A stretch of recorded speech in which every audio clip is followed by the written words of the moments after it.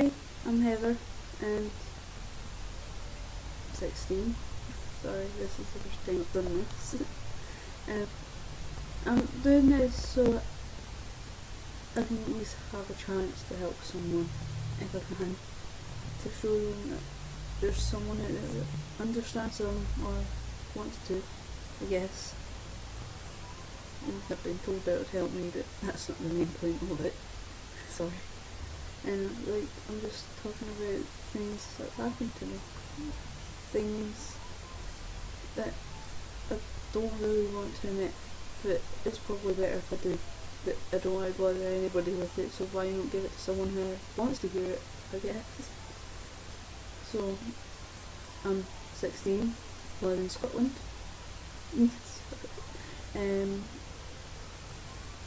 Single. I don't know. I like to draw, I guess. School's okay. In Scotland, where I live, in the 5th year. Which I don't think would mean much to most people who would watch this. I have 2 cats, being lazy behind me. Can't be seen unless it's behind me on my bed. Well, I guess I've been mostly talking about what I've been through, and hopefully someone out there who's gone through the same thing would want to talk to me. And yeah, sorry, I'm a bit awkward at this. Right, so start off with some problems starting with my family, with them moving and them getting showed that I'm getting treated differently than my cousins by my gran. And it kind of hit home when my mum passed. She wasn't really exactly in my life at the start until I would say when I turned 10, 11, around about that day. I think it was 10.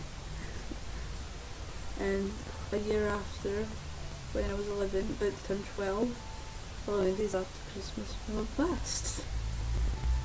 It was the second chance that got taken away from me. The doctors misdiagnosed her, so, and when they realised that they misdiagnosed her, that it was too late to save her. To me, that's a bit unfair, but what do it?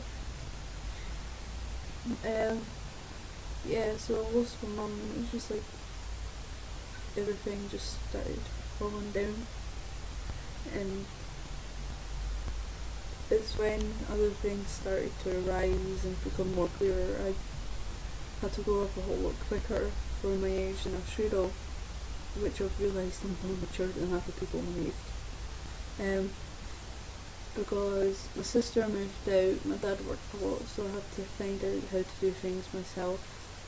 I had to learn how to cook earlier than most people. I know how to cook better than half the people in my year. Yeah. And then after that, on one side, my family members started to die, like my granddad, and yeah, and then other people, and then a year ago, my auntie died of cancer. I used to see her a lot when I was little, and then it kind of stopped when I grew up, because I don't know really. And then after my mum died, I got a cat. It's called Smoky. It's a Russian blue. Well, mixed. He wasn't a pure Russian blue, which is a grey cat basically. And he always there for me. He may have been an animal to some people, but to me he was my best friend. Because when I went through tough times after my mum and cried behind closed doors, he would come and sit on my lap to make me feel better, because I always thought of doing things to myself, which eventually did do, but it got delayed because he always laid on my lap and he always should be there for me. Most people. And then school started, high school for me, when I got back that year as well. And basically it got a bit harder because I found it hard to make friends. Before my mum died, I was apparently very hyper and bubbly. Then I became shy and awkward. I was with a group of people where I didn't feel welcome. They weren't mean or anything, they just didn't feel welcome. They just didn't want me there. And then once I got asked if why my mum passed away, and it was only to see if I would cry. I guess you can call it bullying, I'm not sure. And then family. My family started to break up on my dad's side. There's hardly any family on my mum's side. Yes, there was an episode. I had always told my sister after she promised she would always be there for me. After my mum passed, my brother got in a little pickle where he got bit by my grand's dog, and it just, that broke that side of the family because he chose the dog over my brother, which I thought was unfair. But my brother wasn't scarred from it, he was still going near dogs. And, well, I only see him once a week because he lives with his mum. Sorry. And now I don't see anybody on my dad's side of the family, and if I do, they act like I'm nothing to them. Like a few weeks ago, someone asked us, and they didn't acknowledge me. They didn't want to. I never done anything to them, and I don't really care for myself. It's just that they hurt my little brother. I don't really care about him. Well, I don't care, I can die. As long as he's fine, my family's fine. I may not be a big fan of them, but I'd rather them live for me.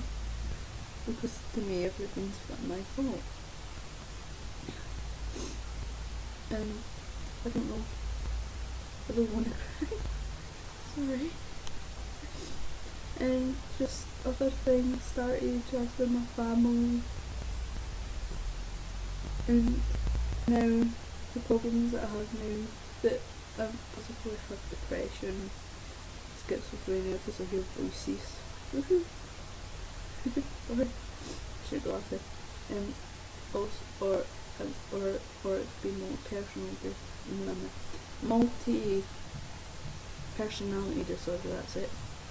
Because one minute I could be happy, one minute I could be sad, the next minute I want to die, the next minute I'm like off of a perch up in I don't know. So that's what could happen. It's just I'm afraid to go to the doctors not after my mum. Even though that was 4 years ago. And a bit. And that's the problems I have friends that I don't really have a lot of friends, and the friends I do have, I feel like I'm always bothering them, and if they're upset I would blame myself even though it would be nothing to do with me. Like at the moment my friend tried to help me because I was going through something rough by myself, and I went to them for help and they couldn't help because I kept on pushing them away.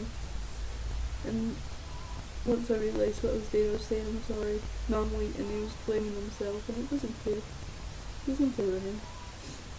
He's a dirty friend. Wouldn't have anything to. And I have a friend that lives all the way down in England, never met him. But he's amazing, he's always been there for me. I don't know.